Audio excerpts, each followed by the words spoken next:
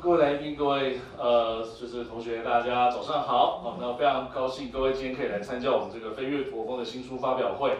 好，那今天现场有非常多的这个罗东高中的同学，以及这个外界的嘉宾都非常欢迎。好，那首先呢，我们在这个开始之前我们先请这一次整个活动，也就是这本书我们现在看到这本书《飞跃驼峰》这本书的这个指导老师。好，指导老师林孝体 ，Stanford 大学国文研究所这个林孝体林教授来为我们做一个简单致辞。来，林教授，请。好，谢谢。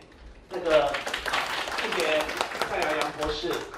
非常感谢罗东高中103双语实验班的同学们，一大早就从这个宜兰赶过来参加这样一个活动哦。我要谢谢在后面的这个媒体朋友们很热心的到这里来，然后进行一个采访跟报道。那这一次主要是带领的美国加州矽谷加州旧金山湾区矽谷5位高中生到我们台湾来交流。那这5位同学呢，他们的原生家庭他们都在美国生长然后他们的父母亲要么来自中国大陆，要么来自台湾那在他们成长的求学过程当中，他们对于这个中国近代史或中华民国或台湾的历史，其实在教科书里头学到的并不太多没有那个机会能够了解。但是呢，他们每一位呢，都对于过去他们的历史这些家庭来自家庭的原生家庭的历史呢，有一份这个浓厚的这种探索的一种这个动力。所以过去1年来，在我的这个指导之下，然后他们一步一步的从开始看一些照片、图片、图档，然后一些文件等等，慢慢去找寻他们自己有兴趣的这个题目，然后来一起透过这种团队的 teamwork 这样一种努力呢，然后把这本书把它编出来了那我觉得更重要的是怎么样去透过这样的一种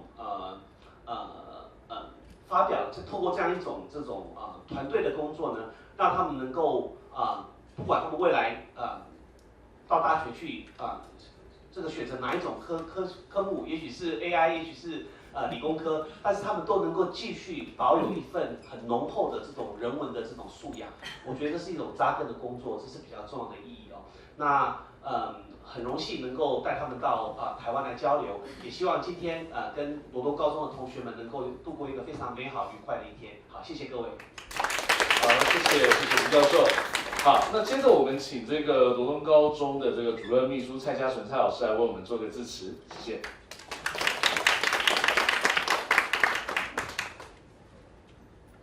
林教授，然后陈教授，还有杨博士，大家好，我是罗东高中的秘书，我叫蔡嘉纯。那因为今天校长另外有公务，所以由我来出席这个盛大的一个交流的一个活动。那我先帮罗东高中介绍一下好了。我们从3年前开始成立了所谓的双语实验班，那当然就是希望跟国际接轨。所以这3年来，我们其实产生了蛮多丰硕的成果。那比方说下午你们会到罗东，那我们有跟那个政工所合作，就是双语绘本的这个绘制，还有这个临场的导览。那这一届的目前在现场的这些是高1的学生，他们也在清怡老师的带领之下，然后做了很多就是过去我们可能从来没有过的一个尝试。然后今天很高兴在现场，然后看到来自5位美国的高中生，他们也对就是我们的这个研究，就是我们都是老师嘛，所以呢对，就是觉得在海洋的地方，那有人也愿意就是付出他的心力，然后带着学生来做一些过去他们可能不熟悉的事情。那这对于我们现场有一起来的老师们是一个很大的一个鼓励。那我们大家都目前我们就是实施所谓的108课纲。那在108课纲当中，其实在2年前我们有规划一个课程，就叫做战争下的人民。那跟今天的主题其实是略有一点呼应的。然后延续这个主题，我们今年可能也会再想深化它。那今天现场会有3位同学针对这个所谓战争下的中国，然后驼峰路线进行这个发表。那对我们来讲，我觉得是一个很好的一个鼓励。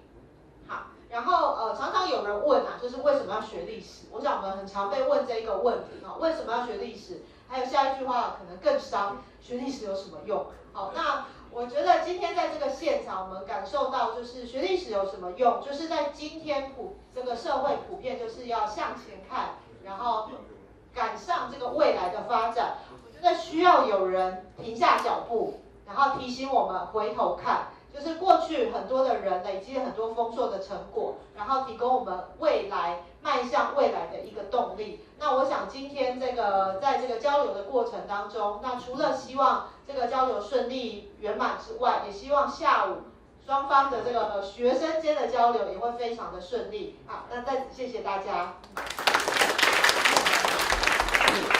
好，谢谢。因为刚刚蔡老师有提到那个学历史有什么用，其实我要工商一下，最近我们刚出版了一本史学玩应用哦，其实这本书就是在告诉大家学历史能够有什么用。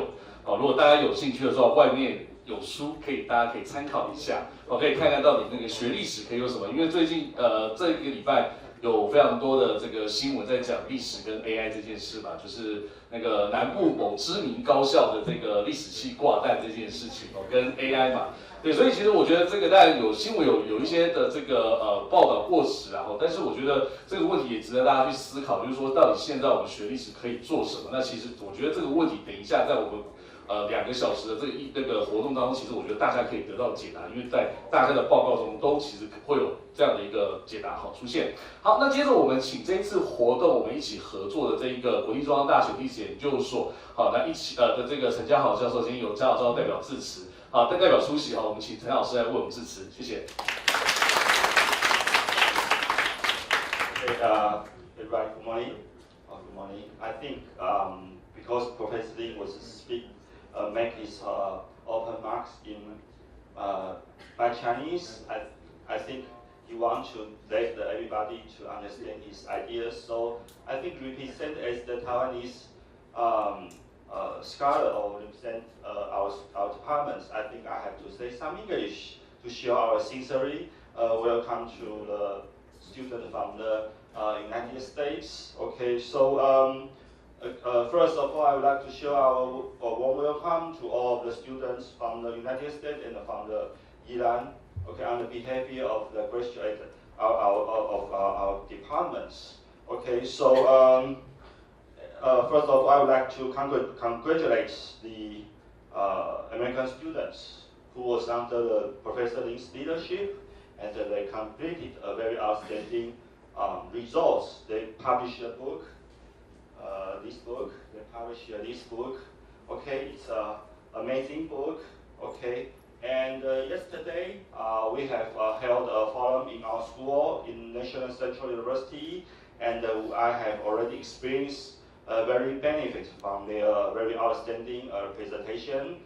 Okay, I learned a lot, and we have a lot of communicate with the idea in terms of historical study. And today I'm more exciting because today we have invited the student from the Rodong High School, and you will participate in today's events. You will be a presenter, or you will just sit there and listen, and later I think you will raise your hand and you will give us some your comment, idea, or insight, right? So I'm so excited, waiting for the upcoming events. So in previous time, you guys mentioned now people who study in history or the history study are facing a very big challenge. But however, we have already to remember that today our life was shaped by the past. So in the future, okay, we have to navigate in the future. But who will give you, if you want to navigate in the future, definitely you have to see how was your experience in the past. Okay, right? So I mean, the past will be a good director to navigate you to in the future. So I think the past is always very important, but however, the past is complicated, pretty complicated. So sometimes I think AI was not a big challenge to history study, but AI will become a good friend with history study because, as I mentioned earlier, past is complicated. So AI will help us to analyze more efficiently our past. Okay, so I have to finally congratulate all the students. You are so young, but you already learned how to use your historical thinking as a very important tool, crucial tool. You have already lay a very good foundation for your future. Congratulations, all of you. Thank you. 好，谢谢，谢谢。好，谢谢陈老师，陈教授。好，那在我们正式开始之前呢，请容我再花点时间，先介绍一下今天这个新书发表会以及这个专题报告分享的几位主讲。好，那首先呢，我们就这个依序开始哦。首先，我们从最旁边这一位来自这个美国叫做 Palo Alto High School 的这个 Lucas Yuan。好，这个等一下我们就介绍到就跟大家挥挥手哦。好，那接着来自这个一样是加州的 Conley School 的这个 Kathleen Liu。好，那接着一样是来自这个Los Gatos High School 的这个 Everett Wang。王大为。好，那接着呢来自这个Monta Vista 的这个 Ellie Wang。好，那接着来自这个 Homestead 的 High School 的这个 Patrick。好。好，那5位是作者，那但我们今天等一下第二个部分呢，会请这个罗东高中的3位同学来做一个同样的专题的分享。好，那一样我稍微介绍一下。哦，那第一个是来自这个罗东高中的皮玉山皮同学。没关系，这回的手就好。好，第二个一样是来自罗东高中的这个吴宇辰吴同学。好，这个不要紧张，不要紧张。好，好，第三个是来自这个罗东高中的这个蔡元恒蔡同学。好，那最后以及是指导他们这个做整个专题的老师王清宇王老师。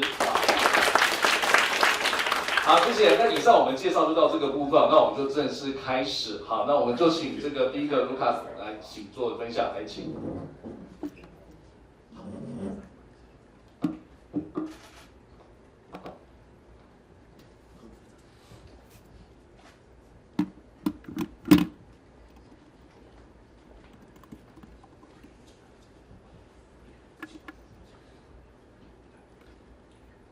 Hi everyone, my name is Lucas, and I'll be introducing our profile. So before I get into the actual hump route, I want to begin with a little bit of context. So after World War I, the Treaty of Versailles was a treaty aimed to punish Germany, and it was signed by the Europeans, and it essentially made Germany very unstable, and as a result, we all know Adolf Hitler rose to power and became the Chancellor of Germany. And even though in the Treaty of Versailles it was outlined that Germany could not invade like its neighbors, Hitler eventually goes against this promise and invades Rhineland. And in 1939, he invades Poland, starts World War II. During this time, the Japanese were also aggressors. They invaded China and the European colonies in Southeast Asia. And following World War I, the US tries to stay neutral. They try to stay out. But eventually, they enter the World War as well after the bombing of Pearl Harbor. And a little more context in China. So, in 1931, Japan invaded Manchuria and established a military presence and established the puppet state of Manchukuo. Tensions ever since were there between the Chinese and Japanese forces, and tensions rose until 1937 during the Marco Polo Bridge incident, which led to a full-scale Japanese invasion of mainland China. This is the beginning of the Second Sino-Japanese War. However, after the invasion, the Chinese put up a pretty good resistance, and the Japanese had to switch strategies. They switched to a strategy of attrition, which they tried to blockade all sources going into China. And by 1942, the Japanese have successfully closed off all the main channels, including the Burma Road, the final one, to China, and leaving them with like no supplies from the outside.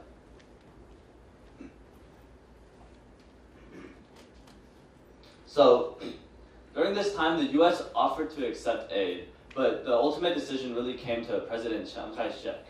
And why would he accept aid? I mean, it seems pretty good, but there are a couple of implications, including if he accepted aid, he would be part of World War II, and this would go with additional responsibilities. Unlike President Franklin Roosevelt from the United States, Chiang Kai-shek saw 3 wars. The first war being the nationalists versus the communists. So they're ideologically opposed to each other, and even though they were united at the time to fight the Japanese, Chiang Kai-shek saw that after the war against the Japanese would end, they would go back to being opponents. And during this time, he continued to make preparations to prepare for fighting the communists in the future. The second war was the war against Japan, the Second Sino-Japanese War, and Chiang Kai-shek saw it as a war of resistance. The third war was the war in the Pacific. If Chiang Kai-shek accepted aid, he would have to join the war in the Pacific, and this entails additional responsibilities such as defending India, which is a British colony at the time. But Chiang had a very weak economy and an even weaker military, and as a result, he was basically forced to accept the support. But he did so on his own terms. He played powers one off another, meaning that he would essentially pit the U.S. against Japan, while he could stay and prepare to fight the communists in the future.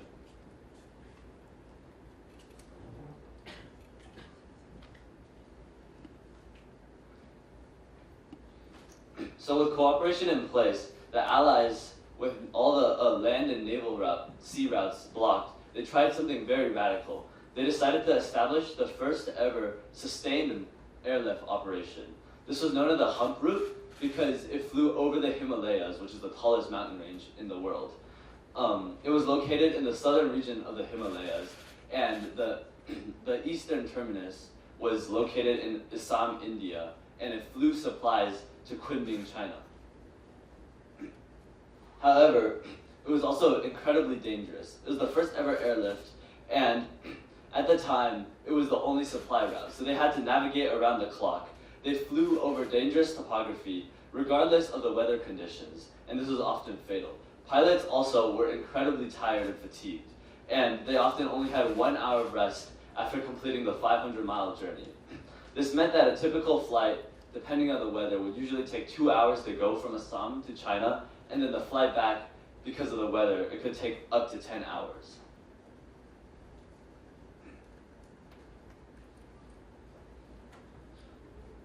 The hump was very important to the World War II, though, and it proved to be a reliable source of supplies, even though initially it was like a symbolic attempt or an experiment. But by late 1944, it was the primary source of supplies, and it was the only source until the construction of the Lido Road, which was finished in near the end of the war. It also symbolized cooperation between the West and the East, as both sides were, the transport planes were flew by both the United States and the Chinese. This commitment served to bolster Chinese national will, as at the time morale was flagging, and showing this support, eventually by the end, the metric used to measure U.S. support was the amount of tons carried through the hump every single month. And this hump was also important because it supplied the 14th Air Force in World War II, which I'll talk about in a moment. So the 14th Air Force was the Air Force that fought Japan in China. It was constituted on March in 1943 and activated 5 days later. It was led by Major General Claire Chennault, and it conducted bombing operations during Operation Matterhorn. These operations usually targeted supply lines and made sure that the Japanese did not get the supplies that they needed. The 14th Air Force was also incredibly effective, and it destroyed over 2,000 aircraft, over 300 bridges, over 1,000 locomotives, and 700 railroad cars, going back to the fact that it was destroying Japanese supply lines. But the crucial fact is, it relied on sources from the hump. And without the hump route, when supplies were low, the 14th Air Force had to remain dormant. Thank you.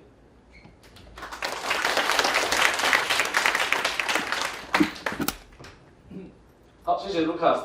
好，那我身为这本书的主编，我稍微补充一个介绍，就是说这一次5个作者利用的写出的这本书里面的我们里面大部分的照片哦，收录了100多张照片。那100多张照片里面，全部都是从这个美国的国家档案馆，就是 National Archive 这个地方，以及我们台湾的这个国史馆，这个地方的所典藏的这个珍贵档案里面所写出来的这本书所以里面有很多的照片其实也都是第一次在那个所把它放进这个书里面，而且里面很多这些照片其实蛮多都是当年美军的这个摄影师所拍的，所以非常珍贵。好，那这个照片跟大家稍微介绍一下。好，接着我们请 Catherine 来为我们做这个他的负责的部分的一个分享。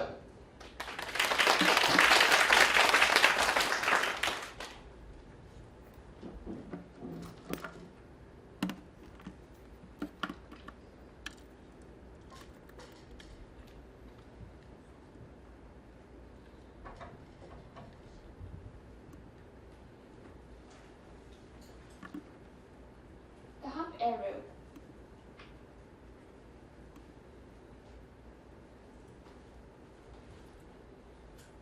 The hump arrow is the air supply to the Allied forces that fighting the Japanese military. In order to force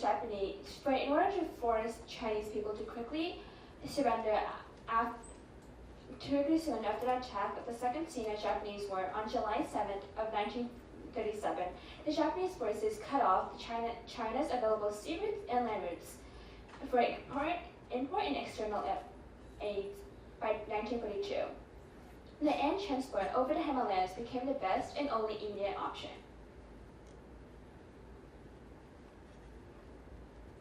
The hump air route was to air supply the Allied forces that were fighting in the Japanese military in China. It was about 50,000 U.S. Army forces and about 200,000 Chinese soldiers. The China National Aviation Corps pioneered air routes over the Himalayas during the 1930s. From the late 1940s to early 1941, the CNAC executives and pilots developed and mapped out several air routes over the Himalayas from Assam Valley, India to Kunming, China.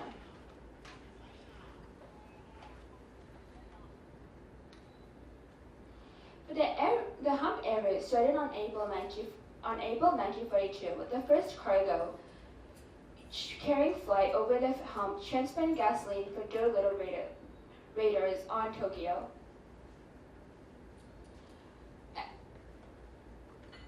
The hump air route ended with the last flight carrying U.S. Army Air Force personnel from China to India in November 1945.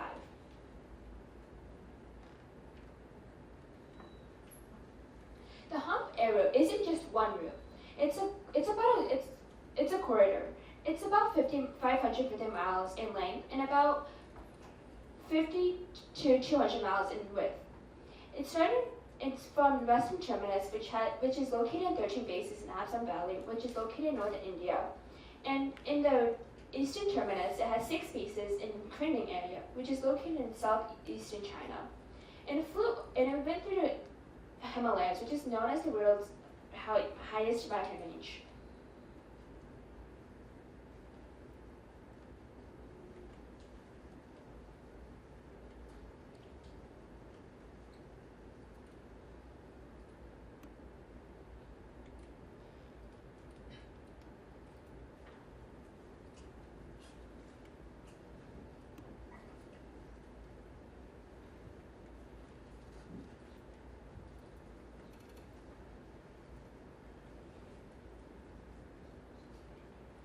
In the beginning, the Japanese fighters was based on Marikina Mura.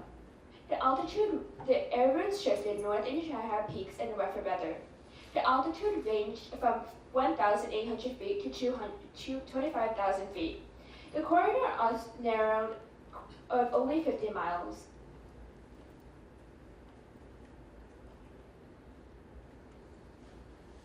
After May 1944, the Allies recaptured Marikina, and the air route moved more to the south and the altitude decreased to 10,000 feet. And the corridor also went wider of 200 miles. This route was safer because the Japanese forces could not attack.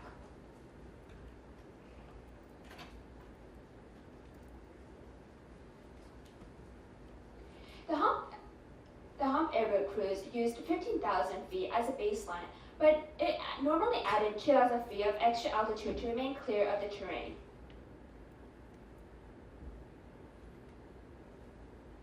The toughest terrain is one of the flight hazards, as the hump went over tropical rainforests, swamps, rivers, and jungles, and the high altitudes of 14,000 feet to 18,000 feet along the Himalayan mountain peaks.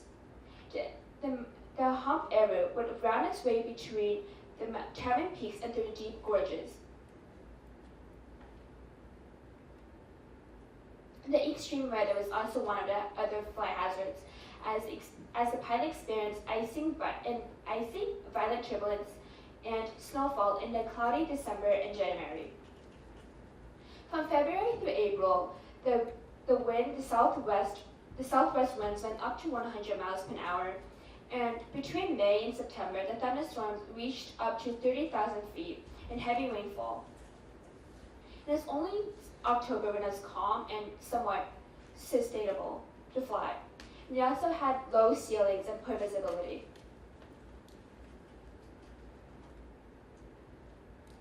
The air route was the sole supply to China from 1942 to 1944.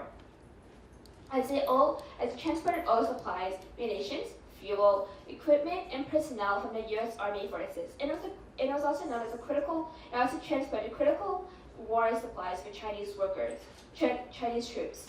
It also connected China to the outside world, and it connected all of the U.S. military bases in India with those in China.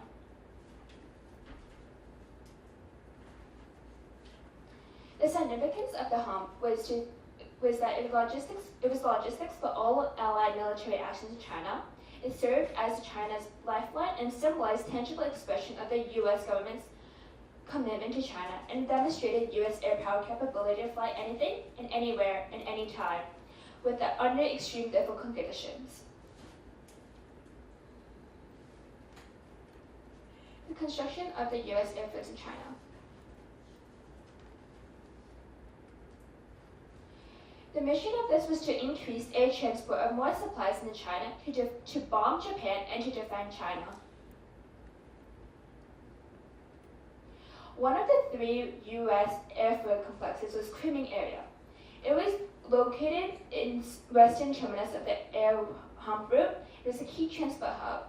But some of these airfields in Kunming were updated, and it was constructed from July 1942 to May 1943.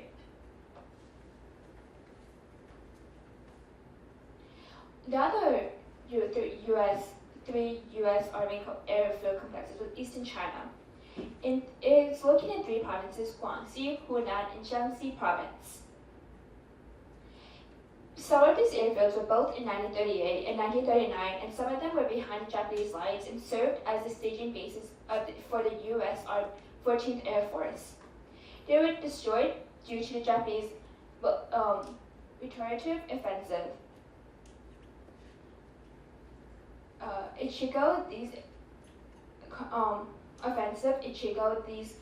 airfields were reactivated, repaired, and constructed after Japanese reactivated in 1945 due to the overextension. Lastly, the last U.S. airfield complex is located in Chengdu area. It's located. It has 4 B-929 bases, 5 fire strips, and it was constructed in 3 months, which is from January to April of 1944. The airfield was founded by the U.S. government and land lease program.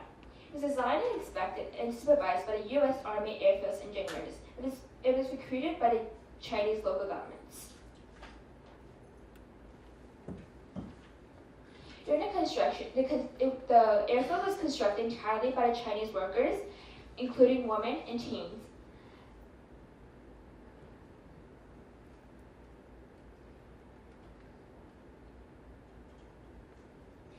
The airfield, the construction in groups of 40,000 to 100,000, according to the local CN, and each CN was constructed one section of the airfield.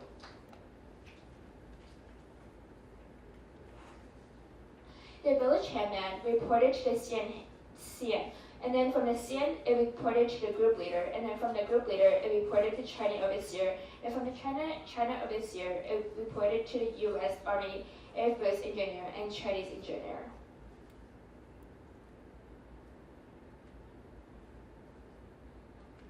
After Japan bombed Pearl Harbor on the 7/7, 1941, the U.S. declared war on Japan and began mass production of military aircrafts. The United States Air Force planned to launch Operation Matterhorn to bomb Japan in spring 1944. This caused immediate construction of B-29 stages in Chengdu area, China, and increased volume of the air hump airlift.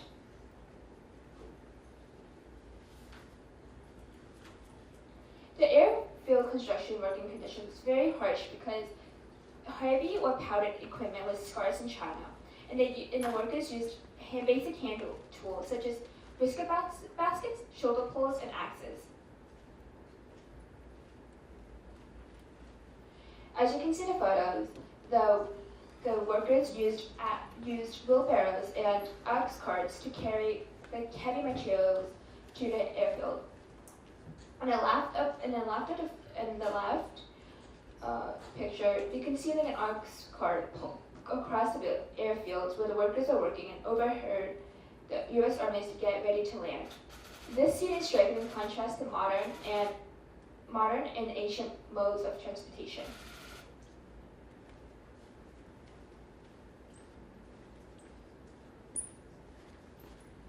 And in this photo, the Chinese workers are moving rocks by hand since heavy powdered materials were not available, so they used a conveyor belt to move the rocks. The workers spent days breaking rocks into small pieces and using gravel as the basic tools.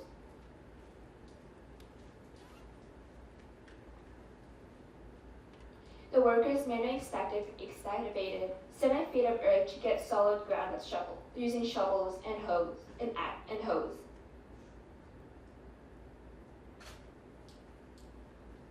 Hundreds of Chinese workers pulled a huge stone back and forth to compress the road and to level the ground. And this was very hard and very difficult because when someone falls, they could not stop when they stop the stone rock, and it would kill the person, and there's hundreds of deaths that actually happened because of this. Since fuel and bulk construction were unavailable, the Chinese workers carried a slurry by mixing soil, sand, and water by puddling in barefoot. And since Japanese bombing raids and grounding shootings happened in Eastern China, this is also one of the main concerns as well.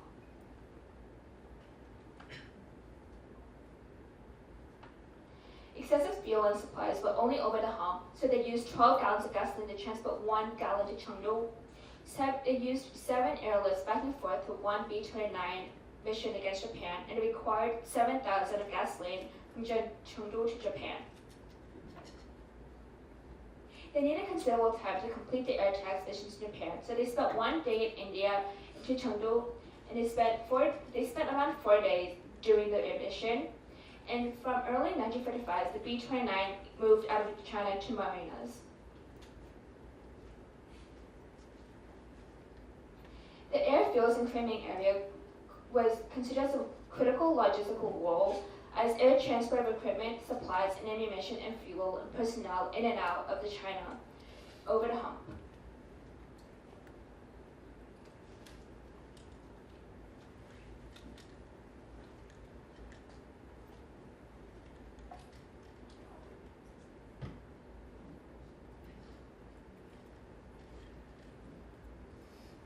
The airfields in Eastern China enabled U.S. Army 14th Air Force to bomb Japanese forces in China.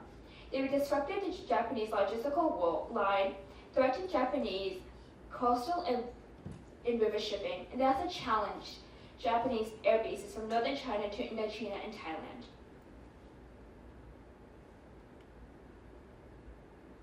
The bombing airfields in Chengdu area enabled U.S. Army 20th Air Force to launch 9 raids and against targets of Japanese homeland and territories. These contributions made aerial support possible to Japanese armies to combat the Japanese forces, made possible disrupt Japanese war logistics, and made Japanese troop offensive limited in China. These also symbolize the collaboration between China and U.S. during World War II. They also embodied the spirit of the hardworking Chinese workers and boosted the flag and morale of the Chinese armies. Thank you.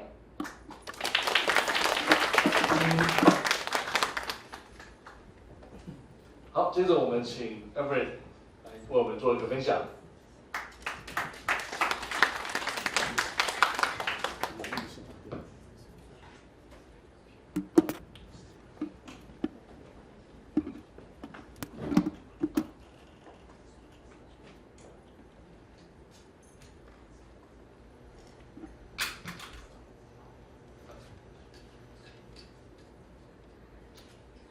Hi, I'm Everett Wang, and I will be talking about the operations that happened within the hump.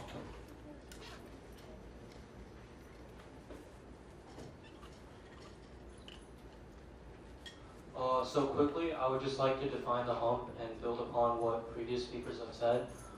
The hump was officially established in 1942 by the U.S. Air Transport Command, and it was used to support Chinese forces in their fight against the Japanese mainly. And it ran from northeastern India into multiple parts of China, but of course Kunming is the most famous. It flew over the Himalayas, and that was extremely dangerous, and it is also known as the India-China Ferry. And it was started because the Burma Road, which was the critical supply route for the Chinese and other allied forces inside of China, was blocked by Japanese forces. And it would transport all sorts of cargo over its lifespan, from powdered eggs to humans to bombs.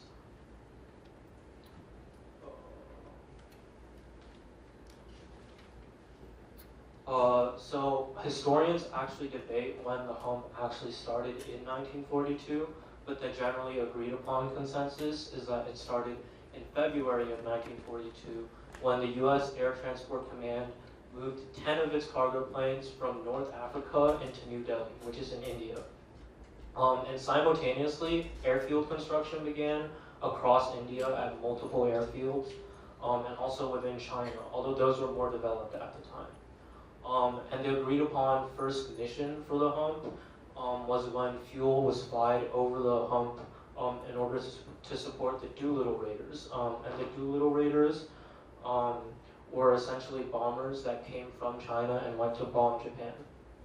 And within 1942, it carried out various other resupply missions involving food, munitions, and even soldiers at some points. Now, obviously, with a route that goes over the Himalayas, it is extremely dangerous and it will run into many operational challenges.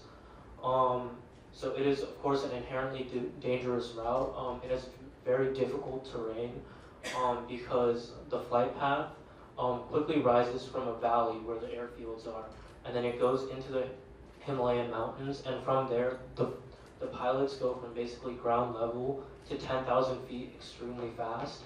And then from 10,000 feet, they often move up to 12,000 feet and 15,000 feet and even 17,000 feet, which is higher than the planes were rated for. And on top of this, they are doing this while tackling an extremely complicated path. There are many turns pilots have to make, and they're constantly switching their bearings and relying on their navigator. Furthermore, there's extremely unpredictable weather. Partially due to Americans not being familiar with the region, but also due to a lack of proper technology in the area. And along long hauls of the flight, there would be an absence of radio at many points, so pilots weren't able to check in with bases along the way. And as pilots flew closer into China, they would face Japanese resistance in the form of anti-aircraft guns and fighter jets that the Japanese had set up alongside the hump in order to block this critical route. A combination of these things obviously led to low morale. Part of it was due to like the high casualty rate. It was such a dangerous route, and many of the pilots were so inexperienced with flying such a physically and mentally demanding route that they would make mistakes and they would ultimately crash into the valley. This was on top of pretty bad living conditions inside of the US bases. Within India, there's a very long monsoon season, and during that time, many of these bases would be completely flooded, and that's obviously very unsanitary and it leads to lots of disease. On top of this, the sheer volume of goods that pilots had to transport over the hump was an issue as well. Towards the beginning of the hump route, General Chiang Kai-shek requested that 7,500 tons of cargo be moved a month from India to China, and that is obviously an insane amount of cargo. And a statistic from one point during the hump operations was that 3 American pilots would die for every 1,000 tons of cargo that were flown over the route. On top of this, pilots ran into all sort of mechanical issues. The Curtiss C-53 was the main plane that was used during this time. And it was only rated for 12,000 feet. However, at many points in the hump, pilots had to fly at 15,000 or 17,000 feet, meaning that the planes would not be built for this altitude. And at these altitudes, it's extremely cold, but condensation or water still forms on these planes, and this would cause icing up, which is when the water that forms around specifically the engines in the planes freezes and causes the engines to stop working. And there's a very famous story from a pilot called Major Herbert A. Songbird, where his plane iced up at 17,000 feet, and it dropped all the way to 15,000 feet before he was able to control it again. And obviously, it's a very demanding route for the aircraft as well, so they need many repairs and maintenance. However, this was a big issue because there was a faulty supply chain set up by the U.S., so there weren't always enough spare parts coming in, and there also weren't enough skilled mechanics that were organized enough to work on all of these planes at once.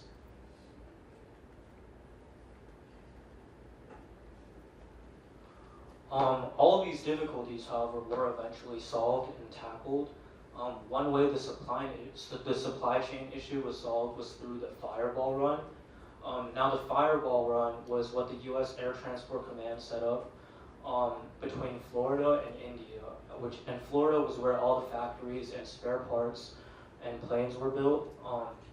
So they would have people in India that flew the hump order in parts, and they would fly them directly over on top of new planes within 4.5 days. So this greatly streamlined the repair process and basically allowed for a lot more parts to go into the hump. On top of this, the U.S. dedicated a lot more of its resources to infrastructure development within both India and China in order to help both the Chinese forces and the U.S. forces make a true difference in the area. Mechanics also became increasingly experienced and organized. They set up what was called a 10-step assembly line to repair and build new planes. And as a result of this, productivity and morale greatly increased. Another way pilot issues were solved was that General Command decided that pilots would be rotated out more, although their flying hours would be increased. And because they would be rotated out more, they would be allowed more time to rest, and that means they would suffer from decreased burnout, less overwork, and they were less likely to make mistakes while flying.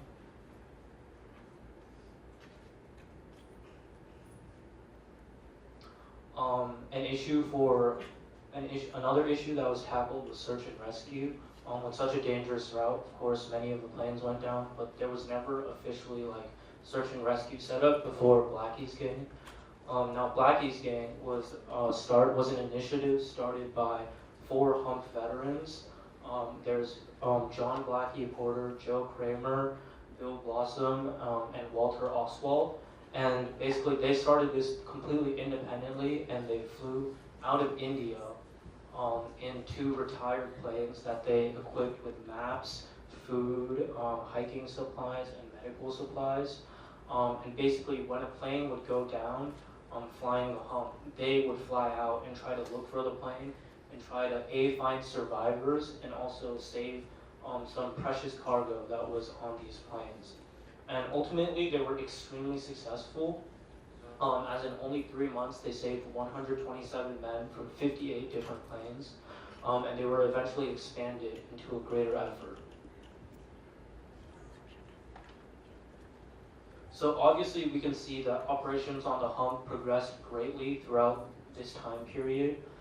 Major General Claire Chennault and Chiang Kai-shek all started requesting more and more cargo, so the hump had to expand to accommodate this.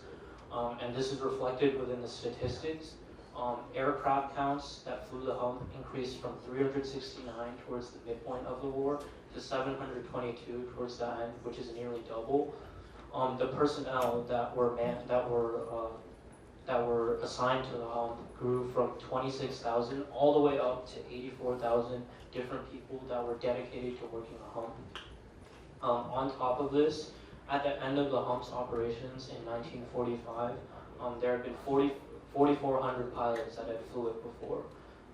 And from August 1944 to the end of the war, 500,000 tons of cargo were transported over the hump.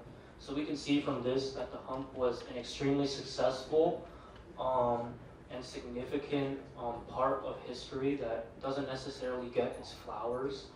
And yeah, thank you very much.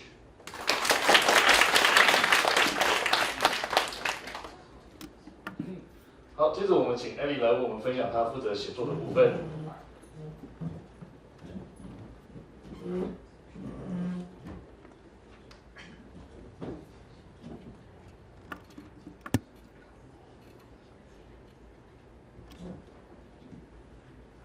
Hello everyone, my name is Ellie, and today I'll be introducing the aviations involved in the hump operations. The 14th Air Force was formed to support China against Japan's aggression and operate the hump during World War II. It was composed by a team of highly experienced pilots, many of whom were veterans in other theaters of the war. However, before we move on with the 14th Air Force, we should make note of the unit that came before it. Before the 14th Air Force, there was the AVG, also known as the American Volunteer Group, or the more popular moniker, the Flying Tigers. As the name suggests, the AVG was formed by a group of American volunteer pilots who wished to help during World War II. After the AVG's disbandment, many of its personnel were absorbed into the newly established 14th Air Force. The Flying Tigers lasted around 1 year, launched into action on December 18, 1941, and disbanding on July 4, 1942. Following the Flying Tigers' disbandment, the 14th Air Force was formed and deployed to China on March 10, 1943. The main objective of the 14th Air Force was to keep China's alliance with the Allied powers. The unit was guided by the CDI theater, and they flew the dangerous 500-mile air route over the Himalayas to transport supplies and defend China.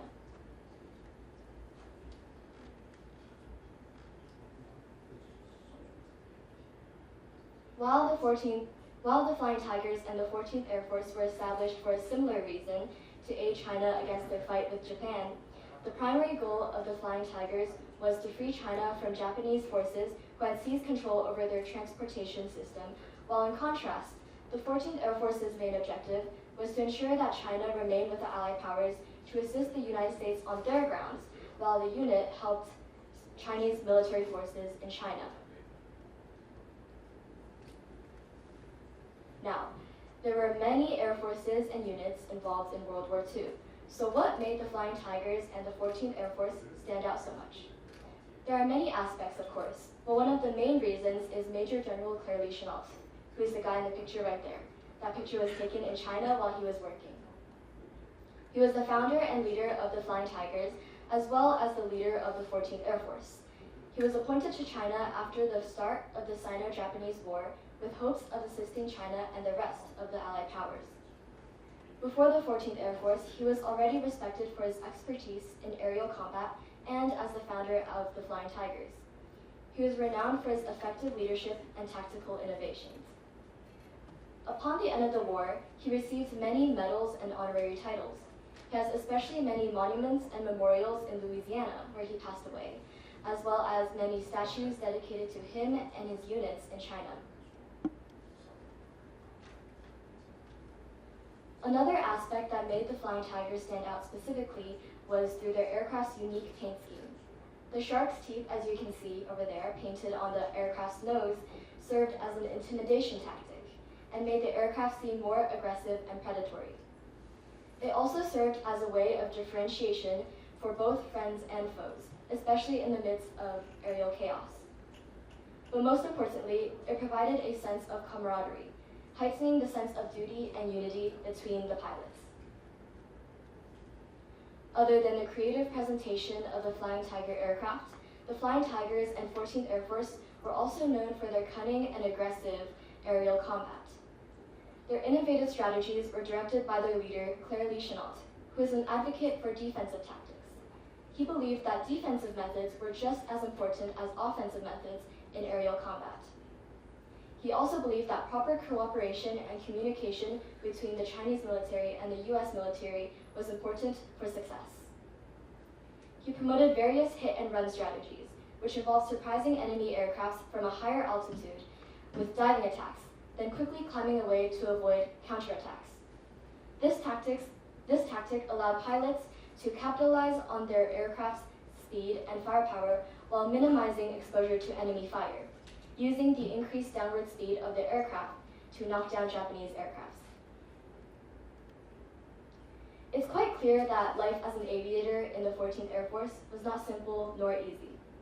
While transporting supplies to China from the CBI theater, the 14th Air Force frequently faced difficulties such as environmental, climate, and weather-related problems in the Himalayan region. There were always tornadoes, unexpected storms, and as you can tell, the weather was very unpredictable. The humidity of Kunming's subtropical climate and weather-related problems also came with diseases that made everyday activities difficult to operate and conduct. The food provided were government-issued sea rations. Sea rations are these canned foods that were usually moist, wet, and flavorless. And although they were healthy enough to eat, the lack of nutrition often left soldiers low on energy. As for the water, while there were plenty of sources of it, it frequently was contaminated by bacteria and can only be safely consumed after disinfecting. The Flying Tigers also faced similar conditions during their time. However, this negativity was countered by the kindness of the Chinese workers near the Air Force. The workers who were hard at work building the airways and making sure the aircrafts were well maintained and ready for performance would often offer their better quality food to the soldiers as thanks for their bravery and support.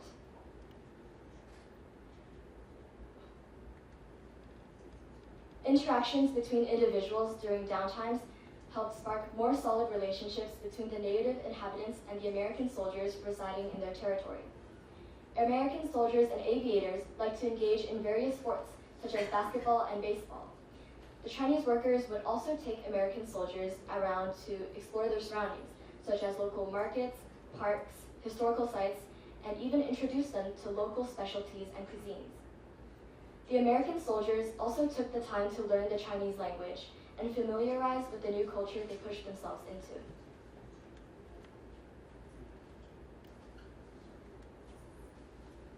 Seeing how Americans were treated in China, it is also important to note how Chinese people lived in America.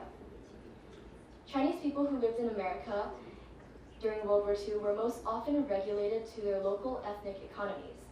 While some did join the US Army, most remained in Chinatowns as workers, waiters, or cleaners. However, as the war progressed, the US military began to expand their reach as they were running short of soldiers. On the job, Chinese soldiers were required to wear shirts that said, "I am Chinese," to ensure that they wouldn't be mistaken as Japanese saboteurs. There were also some American skeptics who believed that the Chinese people residing in their country were secretly working with Japan, purely based on how they looked alike. Obviously, this is ridiculous, but luckily, it wasn't like they could act upon their assumptions, as most Chinese people in America didn't leave their Chinatowns. The relationship between Chinese citizens and the 14th Air Force was characterized by mutual assistance and shared goals. It should be noted that before the 14th Air Force, China was already familiar with the Flying Tigers, who they held in high regard for their bravery and sacrifices. Unfortunately, as Everett had mentioned, due to the lack of official rescue and care systems for American soldiers, some soldiers who were injured were left unattended. However, Chinese communities were happy to provide excess care and shelter for those injured pilots. The presence of American pilots in America fostered cultural exchange and friendship between the nations. The unit became symbols of cooperation and solidarity as they forged strong bonds that endured beyond the war. Thank you so much for your attention, everyone.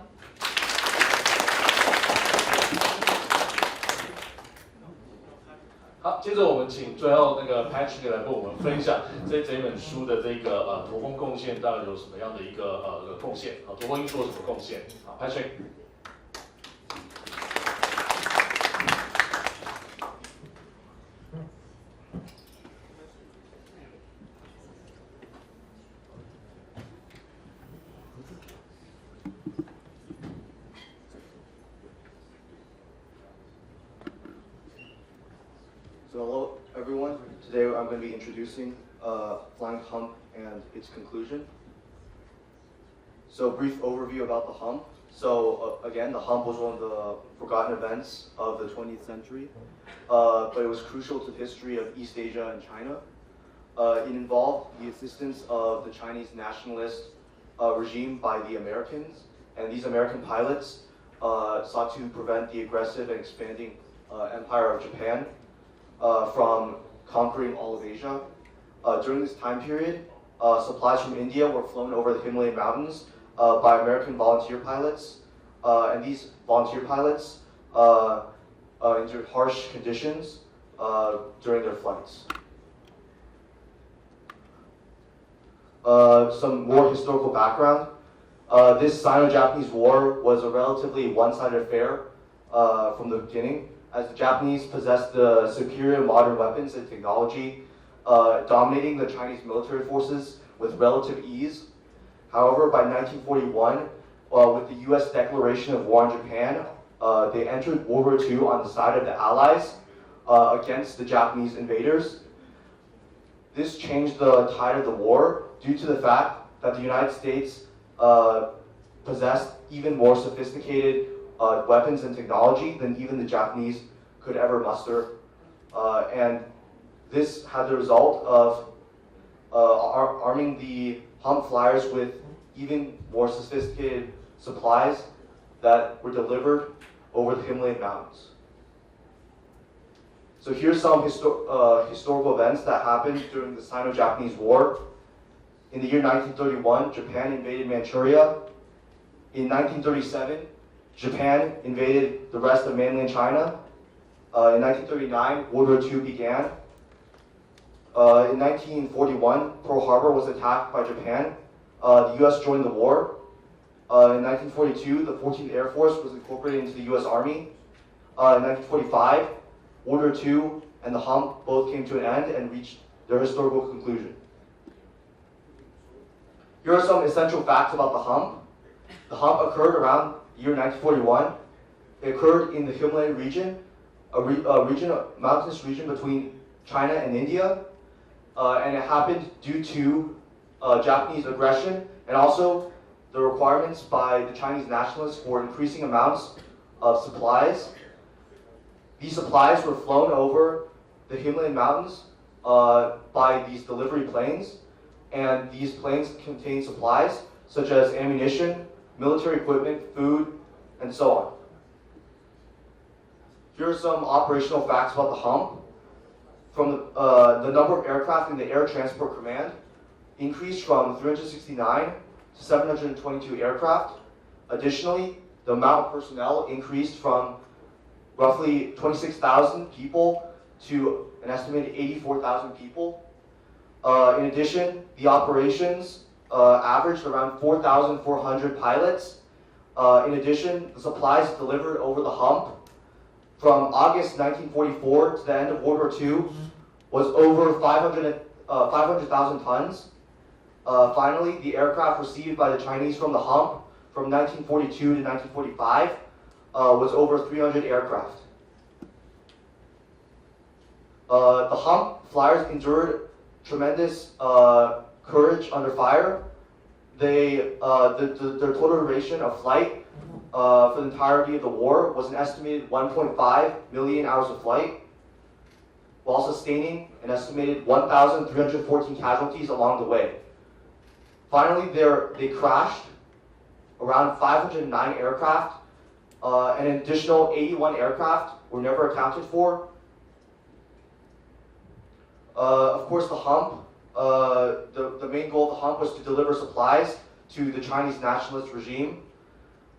Here, a statistic to back this up explains how from December 1942 to July 1945, the amount of tonnage per month increased from a mere 800 tons per month to an astounding 71,000 tons per month, a tenfold increase within a span of about 3 years. Finally, the cargo received by the Chinese nationalists from 1942 to 45 was around 650,000 tons. The Japanese sustained heavy losses during the hump's operations. They lost crucial transport links such as 356 bridges, 1,225 locomotives, and 712 trains. In addition to all this, they lost around 2,315 aircraft, and also the ratio of Japanese lost planes to Americans was 7.7 to 1, illustrating the huge disparity between Japanese lost planes and American lost planes. Of course, the hump's impact on global history was nothing short of profound. In the political sphere, it protected and reinforced Chinese territorial integrity and sovereignty over their own borders. In the social realm, it not only increased Chinese morale, it also fed into the defeat of Japan by allowing the Chinese to become more inspired to take control of their country. In the cultural realm, it promoted the establishment of friendship memorials and monuments in both China and the US. And the global impact of the hump was that it contributed to the ultimate end of World War II. Some people today remember the 14th Air Force and the hump with fondness, and these three memorials in both China and the US illustrate this fact. The Flying Tigers Memorial in Hunan Province, China, the Flying Tigers Heritage Park in Florida, USA, and the Hump Memorial in Kunming, China illustrate how people from both countries still remember the hump as a great historical turning point in both their histories. The legacy of the hump included these three main points: flying the hump and delivering the supplies, helped to sustain the war effort, boosting overall morale among both the Chinese leadership and the people, which ultimately helped to win the war. It is also remembered today as a prominent instance of Sino-American cooperation and friendship that blossomed into full fruition through the course of the war. Finally, it resulted in enduring connections enduring today between the Chinese and Americans that still resonate in the 21st century. Thanks for listening.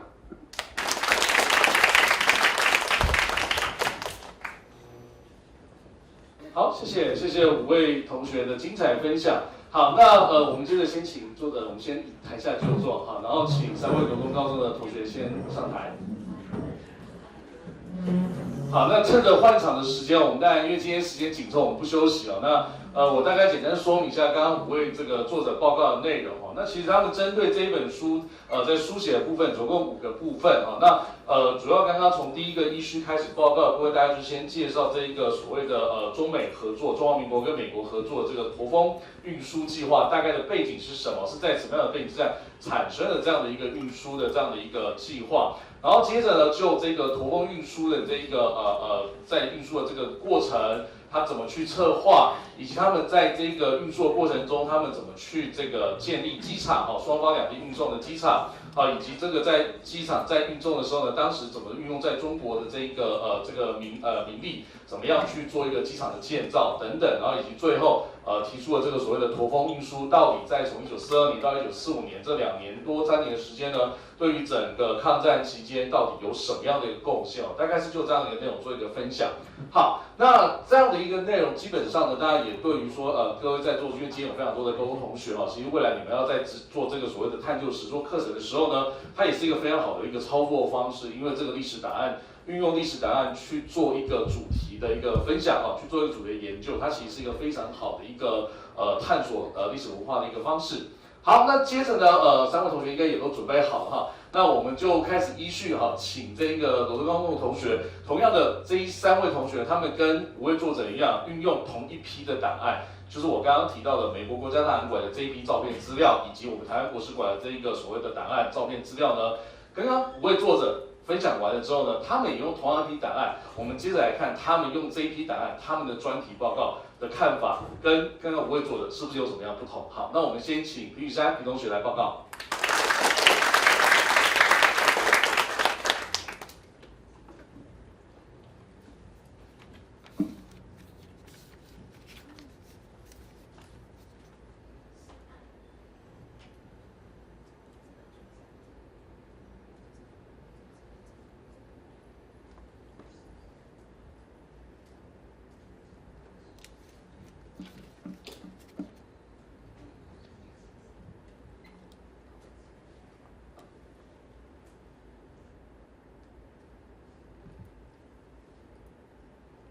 Hello everyone. The topic of my presentation is about the airport in the Hump.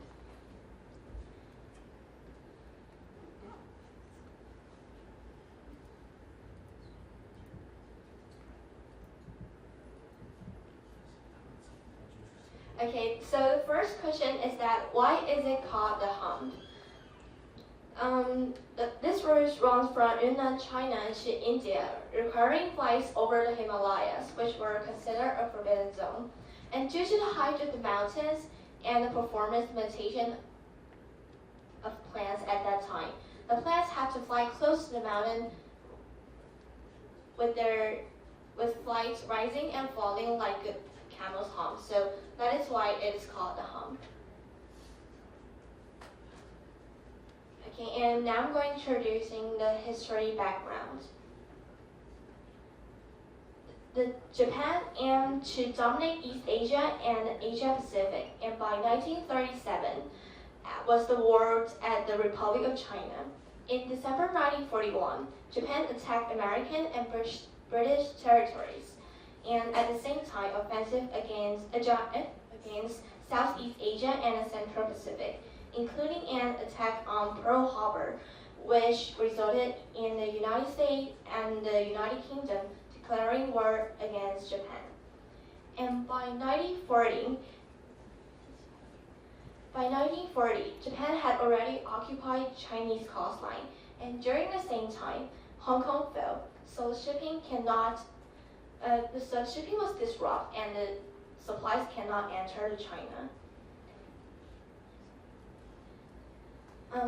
Originally, there is actually a small airport in Yunnan, China, but the Republic of China aimed to construct a railway to Vietnam.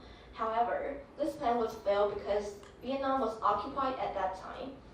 And China also tried to build a railway with Taiwan because it is a country without coastline, but these two plans were failed. And later, although roads and railways are successfully constructed in Burma, they were later served by the Japanese military. The failure of these land transport efforts, coupled with that the headquarters of both Britain and United States were in India, lead to two countries to establish a route between Assam in northeastern India and Kunming in inland China. This supply route became known as the Hump Route. So after 1942, China began constructing airport for the purpose of transporting supplies. And these are the process of building the airport.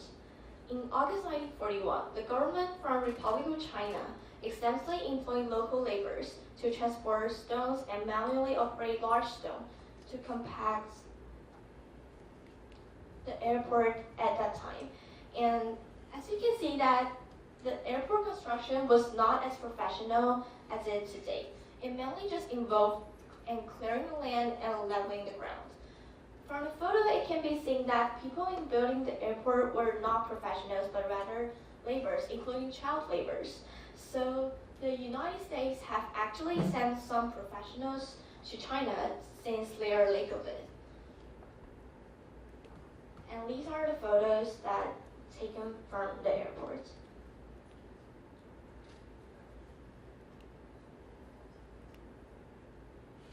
As you can see that most of the supplies transporting in the airport were mainly about the military.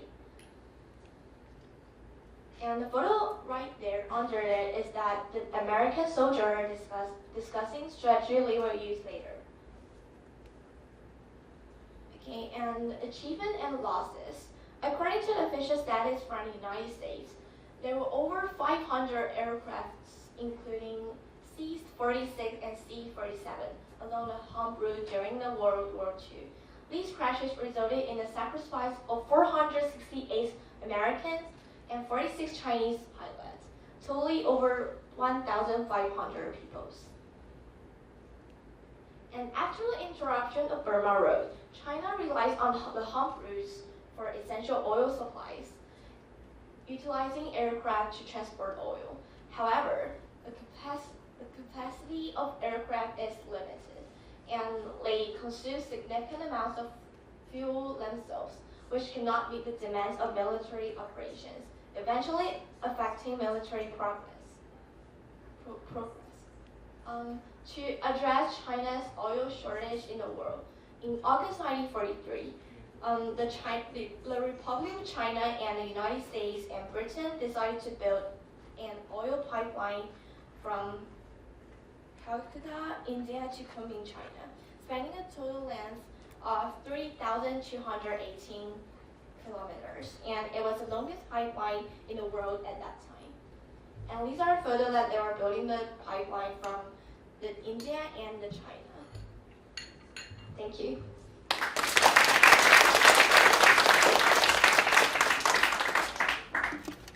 好，谢谢。那接着我们请这个蔡元和蔡同学来分享他的部分。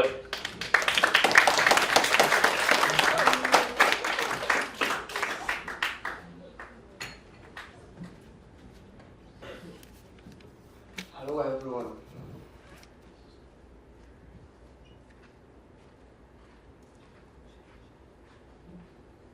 Hello everyone. Today I will going to introduce the planes that used in the Hump. First, I will talk about the C-47A and B. The C-47 Skytrain was the first twin-engine aircraft used in the Hump, designed by the Douglas Aircraft Company. There are two types of the C-47 that used in the Hump. The A type is the same as the C-47 that used in Europe and other warfare. The B type replaced a more powerful engine for flying in high altitude, adding carbon air charger and more space to increase fuel. Although the C-47 has a brilliant performance, however, there are still a lot of challenges of flying the Hump with this aircraft. The highest altitude that the C-47 can reach is 23,000 feet, but it's not enough to cross the mountains that in the Himalayas areas. So that means the C-47 had to fly between the mountains dangerously. Also, the C-47 can only fuel loaded with 16 6,000 pounds of cargo is not enough for the ROC government's needs. Next is the C-87 and C-109. The C-87 and C-109 Liberty Express was a 4-engine aircraft designed by the Considered Aircraft Company. The aircraft was defined from the former B-24. The C-87 is a general cargo aircraft, and C-109 is an oil transport aircraft. It had a higher maximum cruising altitude than the C-47. Although it's better than the C-47, there's still a lot of dangerous problems of this aircraft, like engine failure during takeoff or climbing performance is poor when the loading is high, especially the C-109. It will easily explode during the hard landing, so pilots didn't like to fly this aircraft in the hump. Next, we will talk about the C-46 Commando. It was a twin-engine aircraft designed by the Curtiss-Wright Company. The aircraft began flying in April 1943. It has a high maximum cruising speed. Also, he can face on bad weather, heavy loads, and simple facilities. He can carry more than 15,000 pounds of cargo, which is 2 times of the C-47 and C-87. However, there's a lot of mechanical failures of the C-46. The Curtiss-Wright Company has improved more than 721 improvements of this aircraft. Also, this aircraft needs a lot of maintenance work, of thousands of hours of maintenance work of keeping in top flying condition. It had called the plumber's nightmare by many maintenance workers in the hump. Next is the C-54. Skymaster C-54 Skymaster was the latest aircraft used in the hump, a 4-engine aircraft designed by the Douglas Aircraft Company. The addition of the C-54 is a major breakthrough for the hump. The plane can carry more cargo, 5 times of the C-47 and the C-87, and 2 times of the C-46. The plane did not need to resupply during the flight and can reach the destination directly, greatly improved the tonnage level of the air transport and the ROC government's need. Next, we will talk about the difficulties of flying over the hump. From topography, most of the areas of the hump altitude are in 15,000 feet to 16,000 feet in average. The high altitude caused the aircraft to fly in a high altitude or crossing between the mountains. Without cabin air charger, the crew need to fly in high pressure for long hours. Also, the airport of the hump was located in a high altitude because the aircraft needs more power to take off or landing. The famous mountain in the hump was the east of the Himalayas, which was known as the highest mountain in the world. The dangerous terrain can cause pilots need to pay more attention to fly. Also, when the aircraft was in emergency, there isn't any nearby airport or airbase for emergency landing or any space for an off-airport landing. The mountains also cause the bad weather of the hump. The high-altitude jet airflow is divided into north and south branches by the Himalayas, and the south branches happens to pass through the hump. That leads the pilots to face heavy clouds, heavy rain, hail, and aircraft ice on the route. Even if it's a clear and sunny day, air turbulence would still appear. Next, we will talk about the mechanical failures of the hump. The engine used on the C-47A, C-46 and C-87 is not enough, the performance is not enough to fly in high altitude areas. Especially the C-87 and C-109 engine always fail during takeoff and crash and cause the plane to stall and crash. Wasting the time of cleaning and rebuilding the runway may affect the cargo transportation. The heavy load also affects the safety of the aircraft. During the war, many flights carried more cargo than the aircraft can load. That decreased the performance of facing icing and heavy rain. That makes it more difficult to control and land an aircraft with poor control system. This tests the pilot skills very much.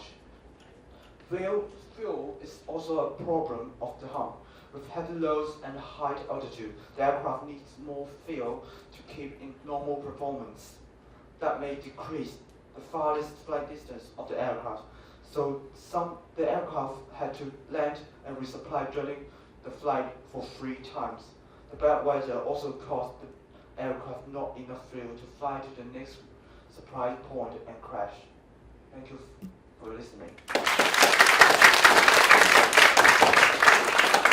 谢谢，好，可以再出以前是一个飞机迷，有帮我们介绍这个投放航线运输的各种飞机型号。好，接着我们请这个雨辰来为我们进行这个他的专题报告。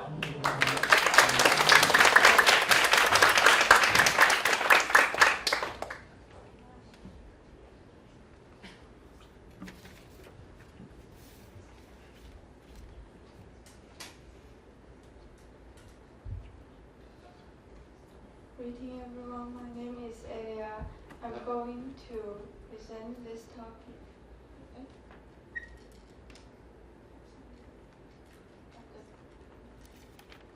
The key man to the friendship between China and America.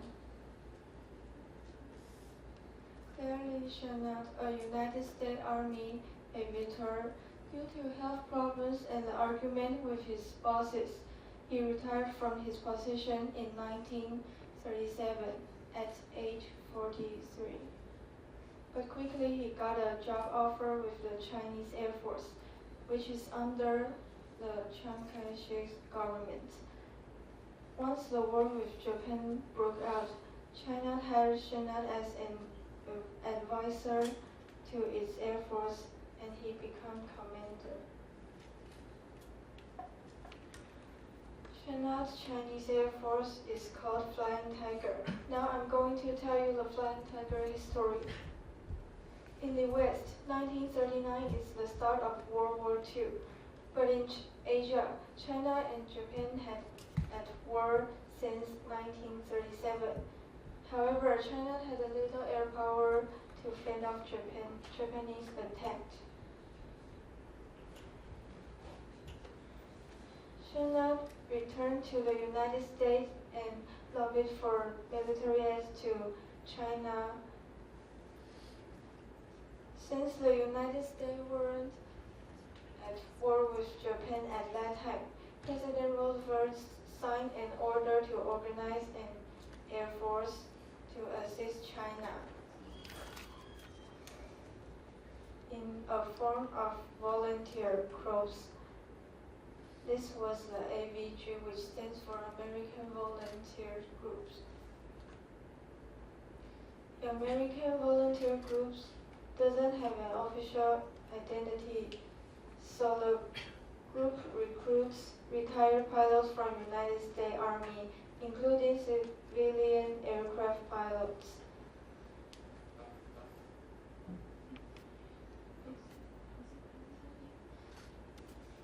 In 1942, the American Volunteer Group was disbanded and replaced by the 23rd Fighter Group of United States Army Air Force, which was later absorbed into the United States 14th Air Force with Shanat as commander.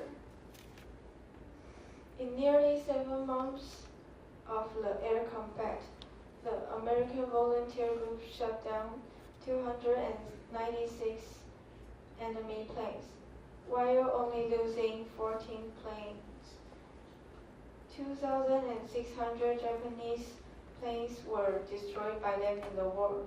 The record that Shenat made in China had never been broken.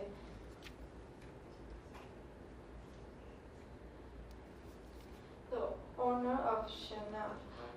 Usually, only former Minister of National Defense and Chef of the General Staff in the Republic of China get this honor, which shows how special Shenat's contribution were.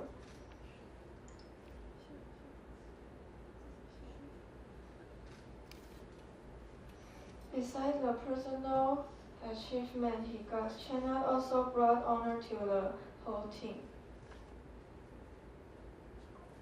The love story of Shenat. From 1944 to 1948, Anna Shenat was a reporter of the Central News Agency. During this time, she met Shenat through an interview and they quickly fell in love. And they got married in 1947.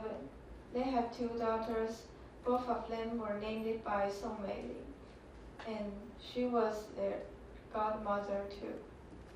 After the World War II, Shenat and his wife moved to Washington and keep participating in Chinese and American exchange activities. The statue of Shenat is made in 1960. It was placed in the Taipei New Park at first, but Taipei New Park later changed to the Tutu Park Peace Memorial. The Peace Memorial Park. Eventually, the statue moved to the Flying Tiger Memorial for display. These 3 programs are all produced in Taiwan and related to Shenat. The first 2 tells the Flying Tigers and Shenat, and the third one focuses on the love story of Shenat and his wife. This is all my presentation. Thank you, everyone. 好，谢谢。那我们现在就先请3位同学先来到台下，然后再请李老师、5位作者，我们先到台下。好，刚刚3位罗东高中的同学报告了分享了3个主题哦，其实大概就是分别就这个机场哦，这个活动运输，因为机场运输其实最重要的，除了空中飞行之外呢，很重要的当然就是机场的这个建设，因为当然这个机场的这个建设非常的简陋，所以刚刚雨山报告的这个部分呢，是他们怎么去新建，当时中国这边怎么去新建这个机场。那元衡这边呢，当然就是就当时投空运输的这一些的飞机，当然有哪些的机型，然后它怎么有些是用战斗用的飞机去改的，这样的去做一个介绍。那远的部分则是就这个所谓当时这个中华民国跟美国这个之间最重要的那个枢纽那个人，就是陈纳德。这个部分它的这个影响跟背景来做个介绍哈。那这3个部分其实都跟5位作者这一次在写作的部分呢，其实都有互相有点补充的一个作用。因为这个部分呢，也是这5位作者在书写的部分呢，比较提到的部分是比较少的哈，所以这个也是起到一个补充的作用。好，接着我们当然就进入到了这一个我们现场交流这个时间哈。其实大家可以就刚刚5位作者所报告的这个内容，以及或者说刚刚3位罗东高中的同学所报告的内容，我们有什么问题，我们可以现场直接来跟作者直接进行对话。那不限中文也不限英文都可以哈，因为其实5位同学虽然是来自美国，但他们的这个原生家庭其实都是这个华裔的，都是华人，来自中国大陆或是台湾，所以他们的中文其实都听得懂，都非常的流利哈，所以我们等一下用中文用英文提问都没有问题。好，有没有现场的观众想要来进行这个问题的提问？先提一个好不好？好，来，李教授请。谢谢3位罗东高中的同学，你们表现得非常非常棒，非常好。那个，我想问一下雨辰，就是你刚刚讲到最后，我看到那个 slide， 最后那个陈纳德将军的铜像本来在228，你说后来因为本来在西公园，后来移出去，因为变成228纪念公园，那后来现在这个铜像在哪边？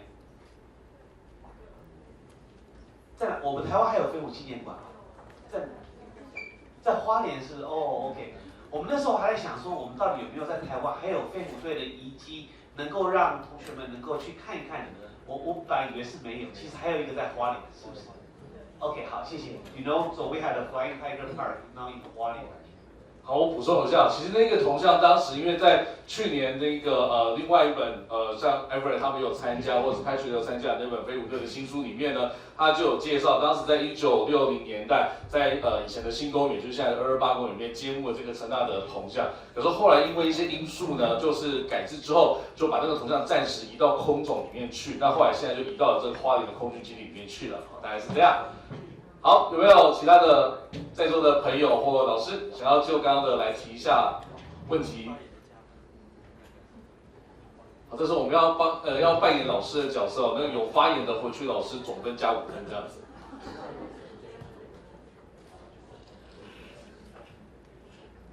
嘉浩老师有没有什么问题想要？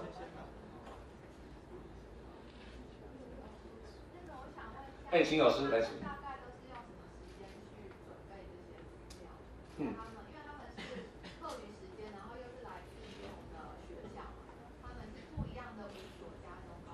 对。那他们是用什么时间可以聚在一起？然后读书会到底是怎么样的形式？我们可以界定。好，那 Everett 说。我们都是自己把这些材料来读了，然后看过，然后我们会每个周末、星期天一起来写来做。好，卢卡。I'll add on to that. We started January 2024, and we finished the book around late April. And then for the presentation, we just started it, I think, early June, and we just did a couple of rehearsals to look forward to it. 还没有想要补充的，艾莉。其实我们在美国有很多时间。如果你不去一个就是很难的学校的话，你其实可以，我们有很多时间可以去看书，看资料什么的。然后呢，就跟他们说的一样，我们星期六、星期天就是会一起，会打电话什么的，然后就一起准备。我补充一下，昨天我刚好跟那个就是家长们在聊天的时候，他们就提到说，哎，那个罗文高中今天要几点到台北？我说他们7点20就要出发，他们就说啊这么早，这个上课时间怎么会这么早？我说对，因为就 Everett 提到，他说为什么要这么早？他说我们在美国有法令规定9点前是不能上课的。8点半，对。然后我们说我们也有法令规定7点半以前要到校。对，不到校的话，那个高中同学都知道嘛，那个进校门的时候就会有教官挡着你，大家就叫你罚站，或是叫你做什么之类的嘛。那我就把这个事解释给他们，他们就非常的惊讶，说为什么台湾的学生学习的时间这么的长？好，那就是这个，其实我觉得这个就是台湾跟美国的一种高中文化或是校园文化的一种差异哦。这个等一下我们私下那个比较轻松的时间，大家可以再来交流。其实我有的时候7点半都没起床。还有 Lucas 想知道你们晚上什么时候睡觉？有没有那个哪一位同学想要来回答一下？台湾的高中生活是怎么样？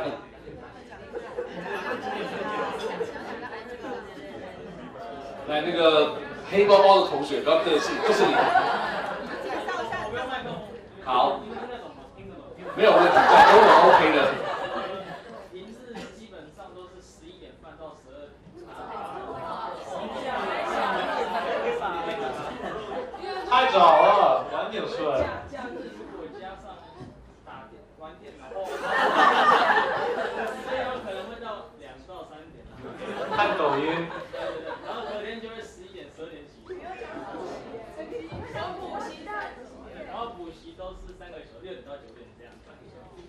好苦，好苦。你讲的太真实了。没有，其实台湾高中生大概都是这样，都是早上6点到7点，应该我以我的经验啊，6点到7点就要出门，然后呢7点半到校嘛，然后我们一直要上课上到5点，现在应该还是吧，5点嘛，然后5点呢，像以前我就5点回家之后呢，吃个饭，6点就进了那个补习班，prep school， 然后继续上课，继续写考卷，继续复习，然后呢，通常回家时间大概是10点吧。好，那10点回家之后，可能take a shower， 或者是再做一些事，吃点宵夜之后呢，看点明天要考试的书，通常睡觉大概都是很早的时候啊，就是1点、2点的时间啊。好，来，教老师，哎。那我觉得国中高中的3位同学的表现，其实真的是非常的令人觉得很惊艳哦，很惊艳哦。那我觉得，特别是你们的口音啊、口条啊，其实已经不输。我在中央大学是开设全英文的课程，已经不输我们大学的学生哦，真的表现非常好哦。那我唯一有一个好奇想问3个同学，因为5位已经讲非常多了，那我觉得我们今天3位同学准备非常辛苦，我希望可以还有机会让你们表现一下。你们在准备要去跟他们对话的时候，你们的想法是什么？你们为什么会准备这样议题想跟他们对话？就你们看到他们的材料后，你们怎么运用你自己的 perspective？ 你们3个报告里面，你们有没有什么比较属于个人？就是为什么你们要挑这个内容跟他们对话？你们准备过程 ？OK？ 我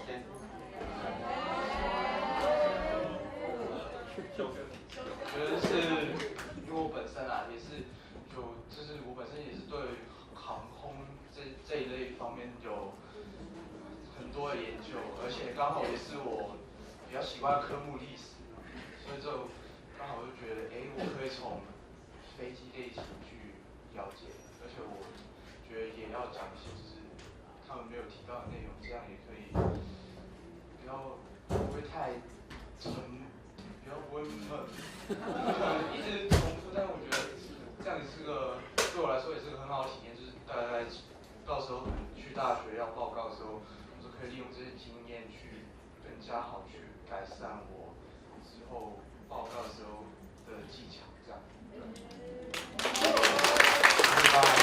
嘉豪老师，请容我代表中央大学历史所跟蔡同学说，欢迎来念历史系。那个蔡同学他是香港人哦，就是我在先前其实已经去过罗文高中好几次，跟3位同学跟8位同学其实做过这个活动去年的介绍。那原来那时候去的时候，我非常的印象深刻，是他就非常明确的表示我要念历史系。对，这个我们只能说，如果在台湾来讲，我们要给他非常掌声鼓励的勇士。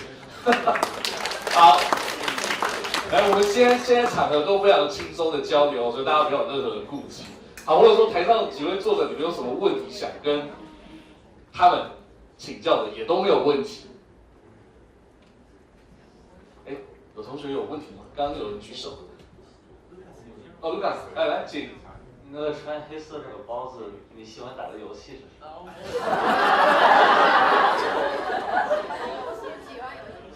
可能有时候会玩一些像 MMORPG 那种或者是那种枪战，像 Valorant。有时候会玩一些，你知道那种 CS 吗？背到不有，或者是那个 Titanfall 这样。然后或者是差不多这样，然后一天可能玩个3、4个人。需要等一下下午帮你们开一间网咖准备一下，那个台美大对战之类的。4个小时有点多，不是他们在打电动中也可以学习。就把那个界面改成英文版啊，所以我们就在学习英文。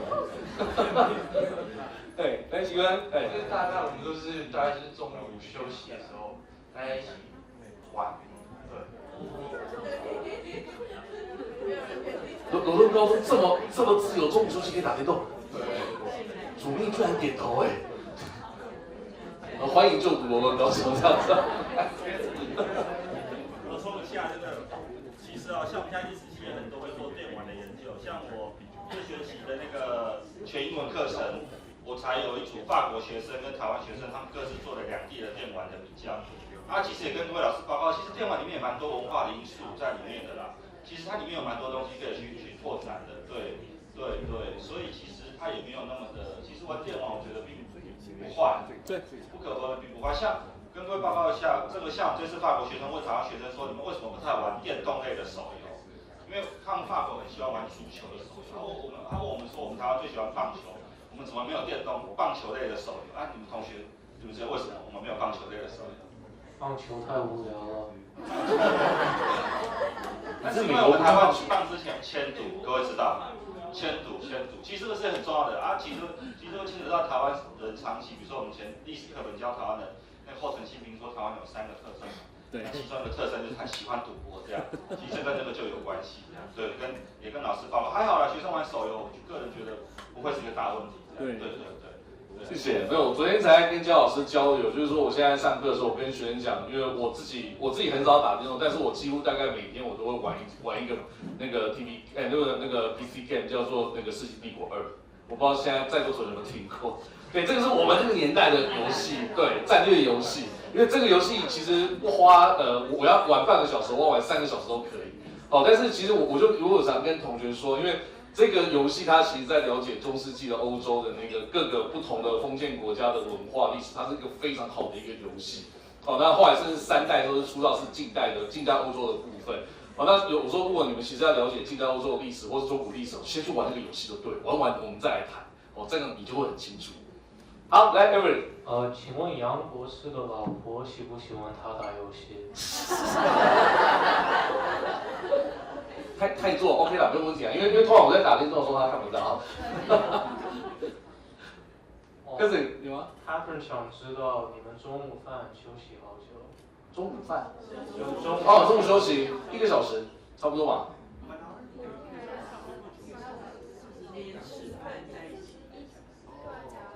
就吃饭加睡午觉大概1个小时吧。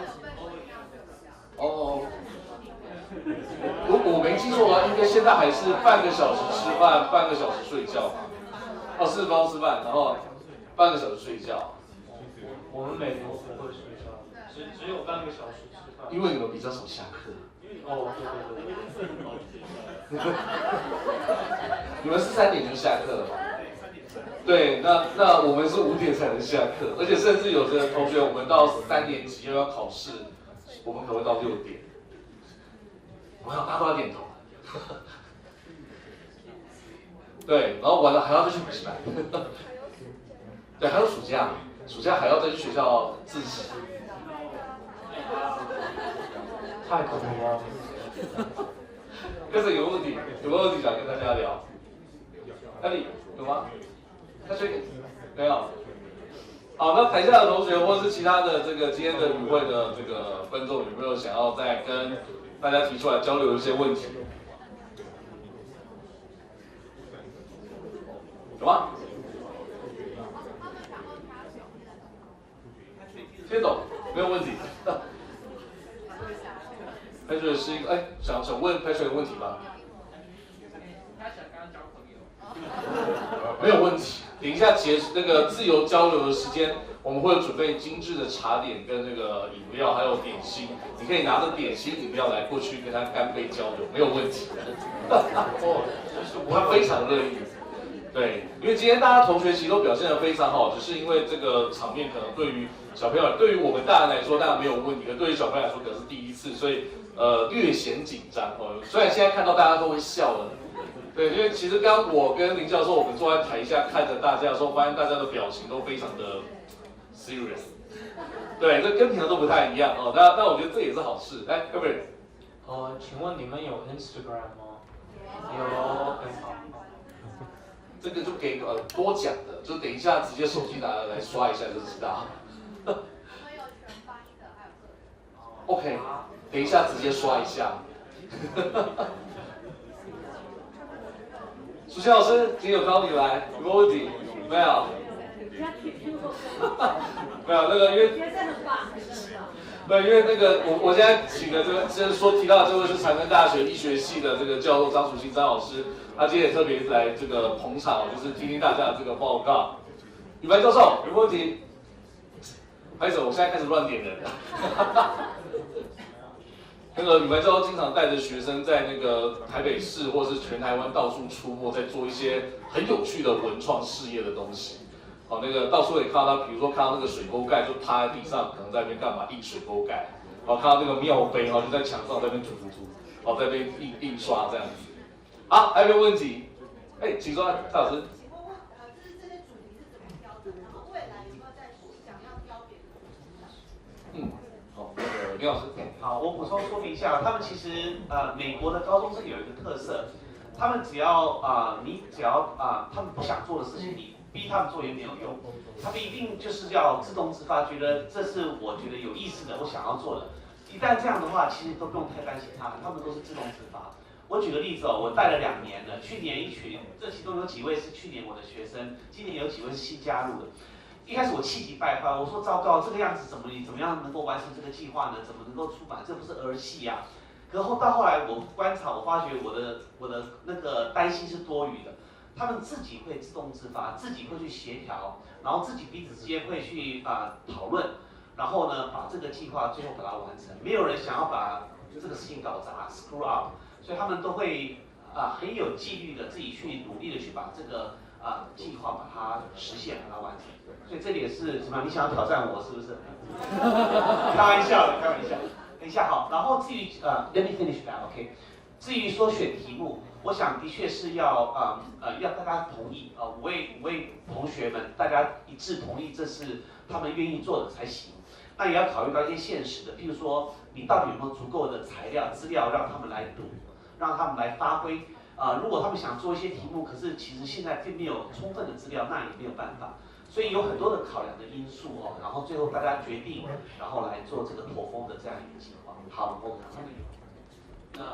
something interesting about this topic 是，在美国我们那个 history textbooks 都没讲什么亚洲的东西，所以呢，如果就是我们学美国历史的时候，他们会有什么像 anti-immigration policies， 会讲像欧洲的 anti-immigration 会讲 maybe like 5 paragraphs about like the 1800s 就是什么 anti-immigration， 但是讲什么 Chinese Exclusion Act 就只讲一个句子，然后呢，什么 World War II 也是一样的，就是他们讲的 hump 可能讲了一个句子，然后呢 the rest of it was just focused on Europe。So 就是 as Americans like we thought we'd bring some more focus towards Asia。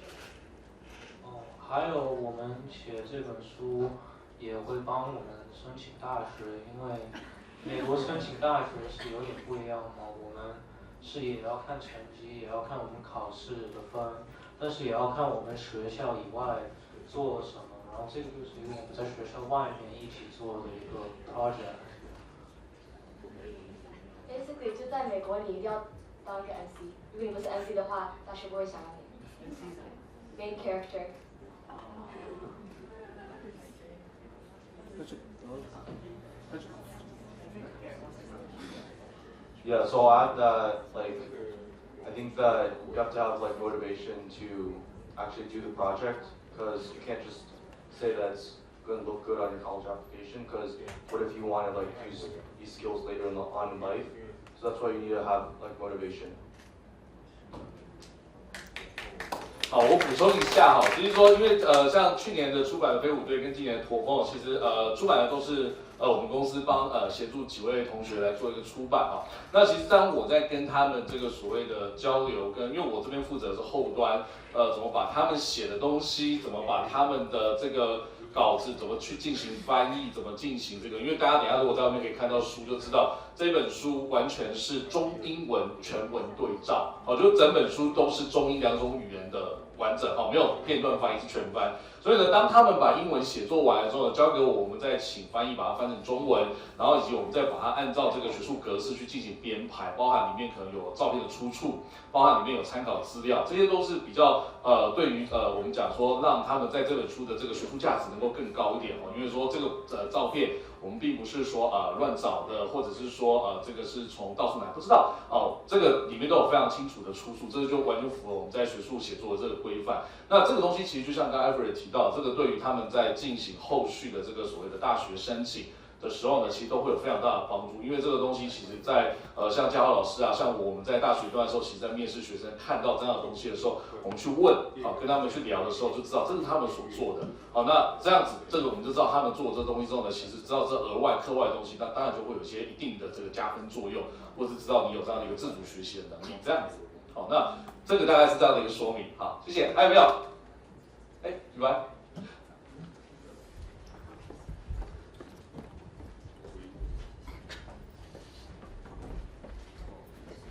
好，大家好我是在之前在台北科技大学任教的吴宇凡那因为我学的东西并不是历史但是呢我学的东西呢是档案学是阿开明的这件事情，所以呢我跟历史的人其实走得非常的近那我跟在座的其他老师比较不一样的地方是，我常常会去 interview 一些学生，因为他们要升学。那其他老师绝大多数是大学生要去升研究所，但是我很多的时候是高中生要升学到大学的这件事情。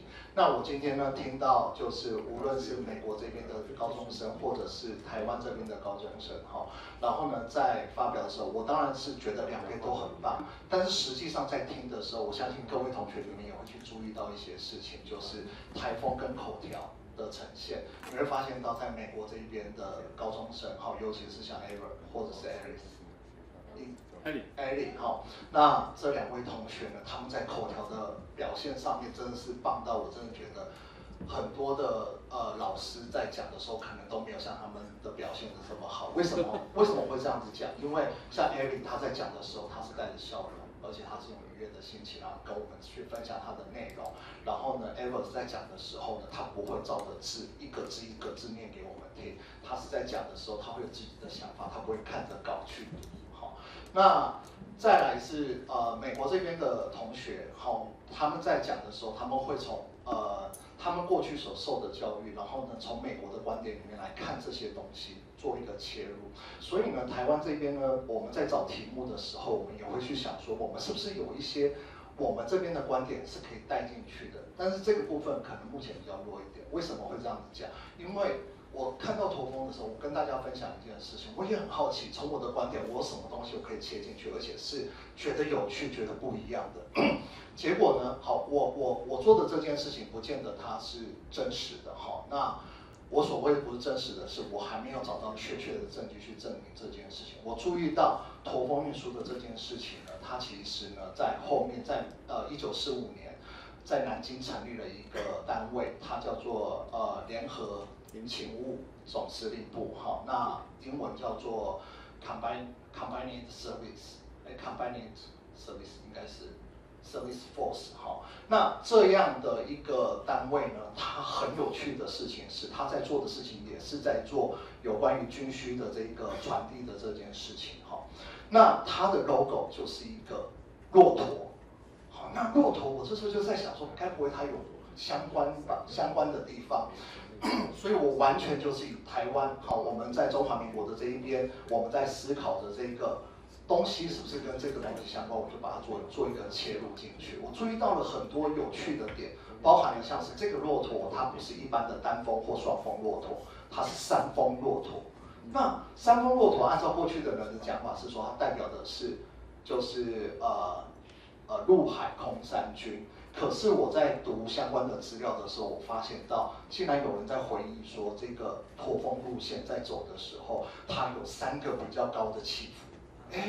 这时候我就想说，又是骆驼，然后它的起伏的方式又跟这个3个峰是一样的，就引起了我的关注我先讲到这边那因为我还没有去找到确切的证据，但是呢，这件事情它其实就是从我的观点里面去切入所以呢，我其实是想跟大家讲就是当我们在寻找一些东西的时候，甚至可以去加入你的一些观察、一些创意进去。那这时候台湾的观点就会变得非常的有趣，那美国这边观点有它独特的地方。我们在一起的时候，我们就可以去比较两边之间的差别性在什么样的地方。好，谢谢。谢谢。好，我补充一下，因为这个问题其实我前2天跟吴老师在聊这个时候，发现联勤的那个 logo 上面，它其实是那只骆驼，它是3峰，外加还带一对翅膀。对，那我们后来去查，因为那天我刚刚在查了过去几个联勤总司令的这个回忆录之后，我们发现其中有一位他有提到说，联勤当时的那个 logo 设计其实跟驼峰是有关系的。对，其实跟驼峰是有，但是这个是他的回忆，但我们还在找相关的证据说证明到底这个联勤，因为联勤其实在战后它是负责整个国军这个战备运输的这个后勤补给单位，那到底是不是跟后勤运输是不是从这个而演变而来？我觉得这个赶快也是后续大家可以值得再去追、再去挖的一个问题。好，那不知道在座还有没有问题？好，如果没有问题，在交流结束之前啊，其实我要特别再介绍一群也是今天有来的这个非常的重要的贵宾哦，大家可以看到非常重要的在台前的5位作者以及这个指导教授林教授啊等等，好，那以及罗东高的同学。可是有没有想过今天这个活动我们是怎么促成的？其实有一群非常重要默默的这个家长。好，那他们呢，就是这5位同学的家长，其实就坐在后面。那当然，这个我要特别介绍一下他们啊，也请大家给他们一点掌声。好，因为有了他们，才有今天这个发表会，甚至这本新书，甚至几个小朋友这样的一个活动哦。好，那接着最后我们要来进行这个交流证书的这样的一个颁发，因为今天这个活动其实非常难得，我们主办单位也准备了证书要提供给这个5位的小朋友交流，这个小朋友呢提供一个感谢。那我们先依序来，以及罗东高3位小朋友也都有。好，那我们先依序来，因为我们等一下证书拍完之后，我们再一起拍个照。好，那我们先请5位小朋友先到台前啊。那请这个中央大学历史所的陈教老师来帮我们协助颁发。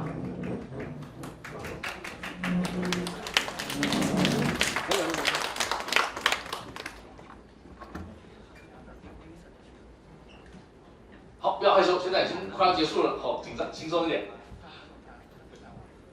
来，就依序从最旁边，那个路上，一个一个来。对，路上，是。好，卢卡斯，好，第2个那个 Patrick， 好，好，我们下面给他们一点掌声，好，谢谢，好。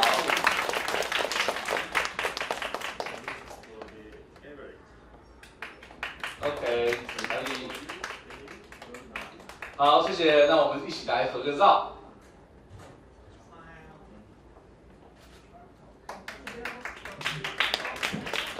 教授跟你进来。好。好，谢谢。好，我们先请就坐一下，好，先到台下就坐哈。然后呢，我们接着请罗东高中3位同学也上台。那陈教授，请留步，好，我们一样继续，但请麻烦您。来 ，sit down， sit down， 呀。等一下，我们再一起上来，8个同学一起合个照，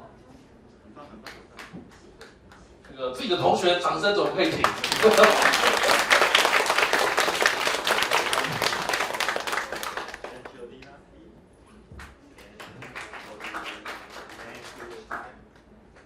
哎，不要断啊，掌声！好，谢谢。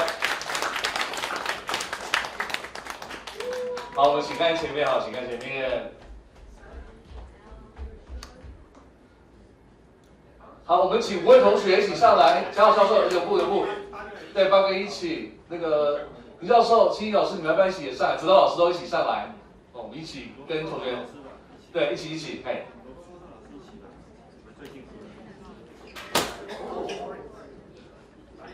It's okay。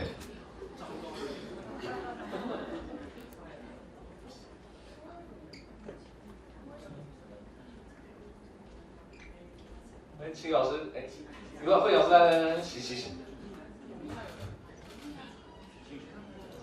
来，行。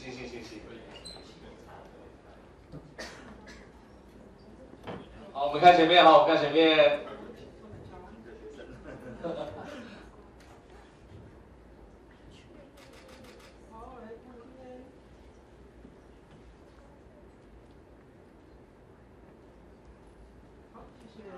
好，谢谢。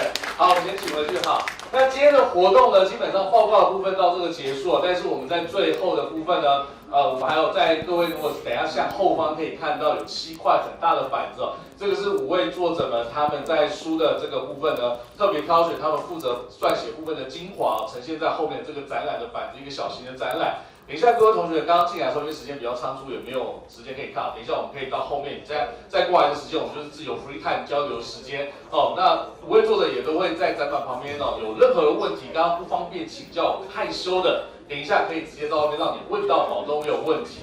好，那旁边的这个餐点呢，也欢迎大家可以各自取用。哦，对 ，OK， 好，那等一下，刚刚忘了一件事，好，我们要进行全体合照。好，来，那个大家都不用动，好，都不用动，只要镜头看前面就好，对，眼睛看前面就好，镜头在。